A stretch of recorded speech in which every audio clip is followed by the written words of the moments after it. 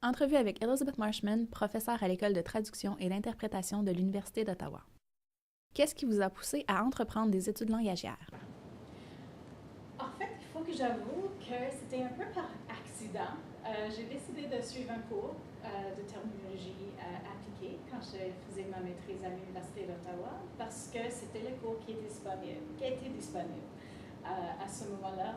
Et j'étais tellement inspirée à la fois par la professeure Ingrid Meyer que par la matière que j'ai décidé de continuer et finalement de faire ma thèse de maîtrise dans le domaine et de continuer au doctorat par la suite. Donc c'était vraiment un accident, donc je suis très très contente.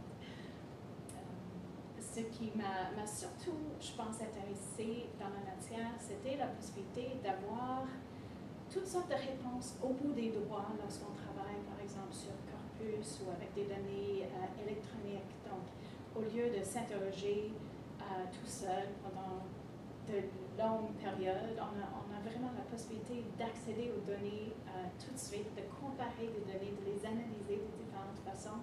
Et ça, je trouvais ça merveilleux, l'apport que l'ordinateur pourrait avoir dans les études langagières. Quel est votre champ de recherche actuel?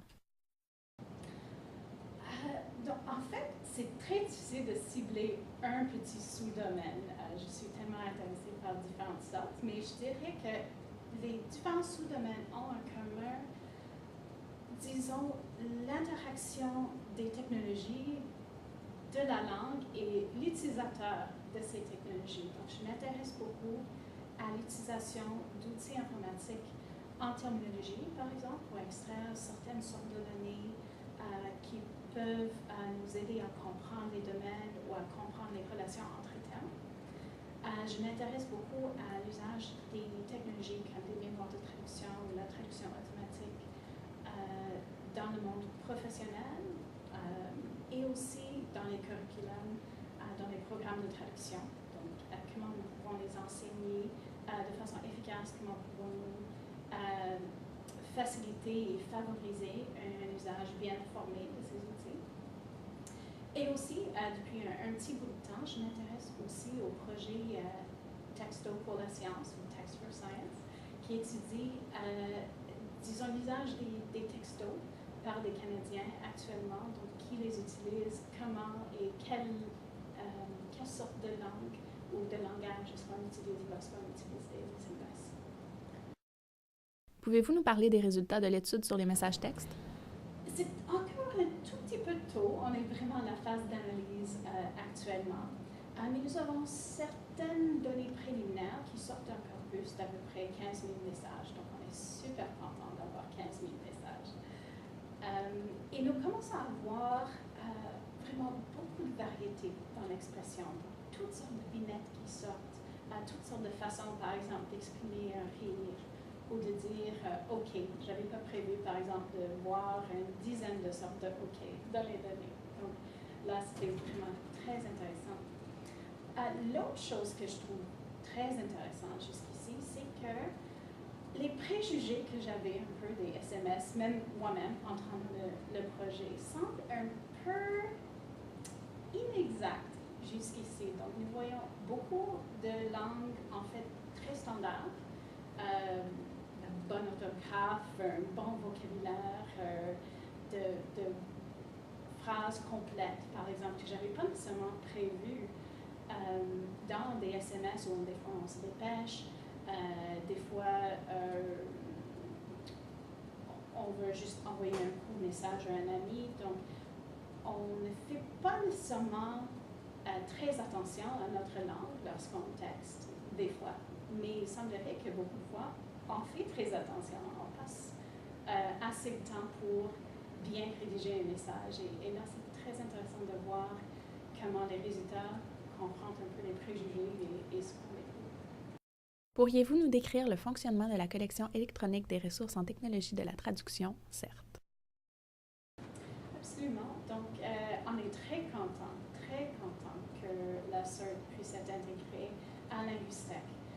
Parce que vraiment, le but dans la collection électronique, donc la CERT, c'est justement de d'offrir au grand public et aux étudiants une collection de ressources, de tutoriels, de fichiers, échantillons, etc., pour qu'ils puissent tester les outils, connaître un peu les fonctions de base, apprendre à les apprivoiser un tout petit peu, et aussi de réfléchir de façon bien informée, de façon un peu critique, sur l'usage des outils, l'apport des outils, leurs faiblesses ainsi que leurs forces. Donc, c'est ça qu'on veut vraiment faire, c'est centraliser l'information qui est nécessaire pour favoriser une bonne implantation des outils.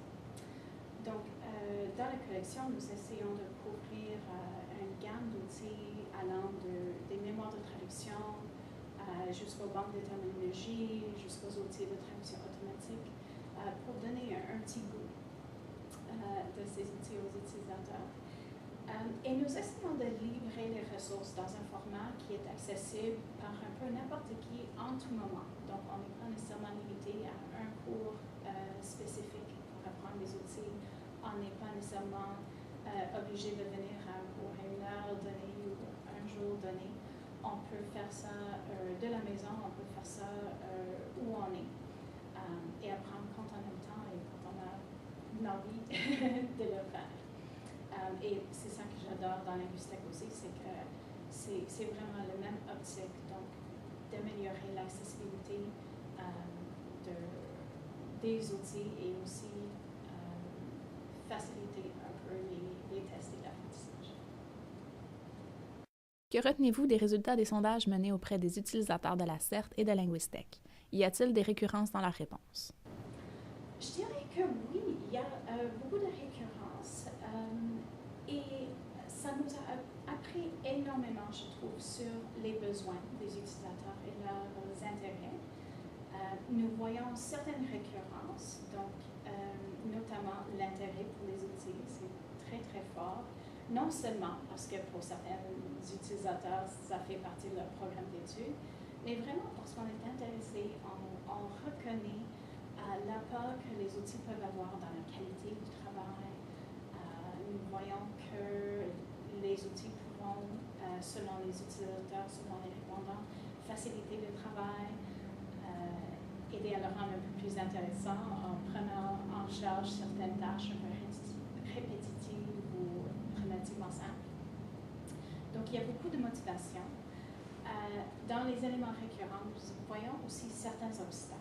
Donc, le temps d'apprendre à utiliser les outils, les difficultés ou peut-être des hésitations de temps en temps sur peut-être les capacités d'apprendre facilement et rapidement des outils. Donc, on hésite, on n'est pas certain d'avoir les connaissances qu'il faut en informatique ou on n'a jamais vu un tel outil, donc on ne sait pas exactement de quoi il s'agit. Donc, il y a vraiment un besoin d'une source d'information qui est centralisée, qui est facilement accessible pour aider aux répondants de connaître un peu les outils, de commencer à apprendre pour qu'ils puissent continuer peut-être de façon plus indépendante.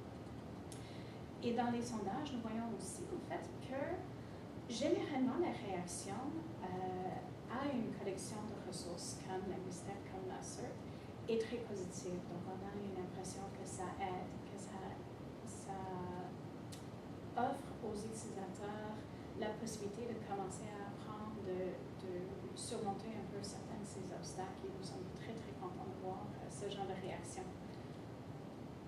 Quelle thématique d'allocution privilégiez-vous lorsque vous êtes appelé à voyager dans le cadre de votre travail?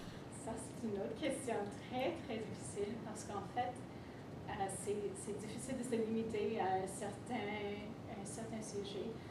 Ce que j'adore, en fait, vraiment, dans les technologies langagières, c'est que nous trouvons notre place vraiment dans toutes sortes de congrès ou toutes sortes de discussions. Donc, je viens tout juste, en fait, de revenir d'un congrès qui avait comme thème la traduction et le pouvoir. Donc, il y avait toutes sortes de personnes intéressées par différents aspects du domaine. Donc, les cultures, la société, la littérature, la traduction biblique, et puis les technologies, comment les technologies rentrent dans tout ce ce domaine de la traduction ou d'études interculturelles.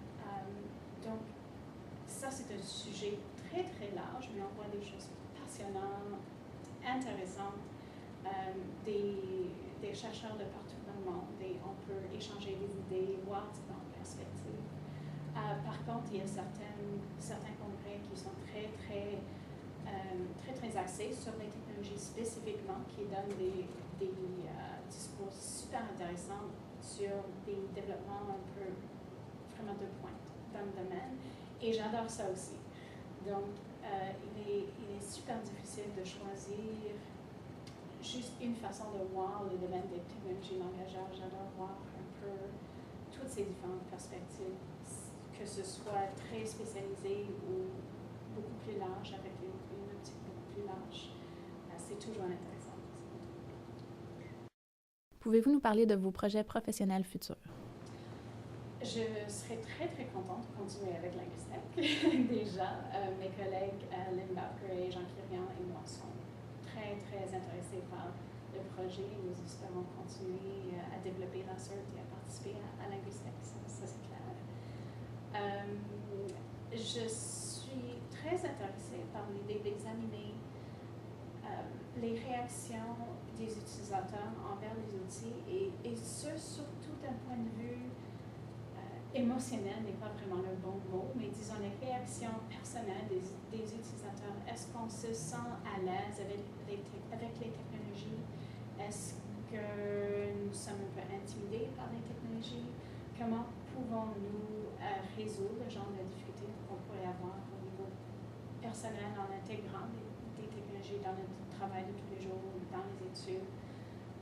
Et comment pouvons-nous, en fait, vraiment favoriser une meilleure implantation à la langue. Je suis aussi intéressée par les améliorations qu'on pourrait faire, par exemple, dans les banques de données technologiques, en intégrant plus de données, en les rendant plus accessibles ou peut-être de présenter de l'information de façon un peu plus conviviale. Donc, c'est quelque chose que je vais poursuivre aussi dans mes recherches à l'avenir. Merci beaucoup, Mme Marshman. Ça fait plaisir, merci à vous.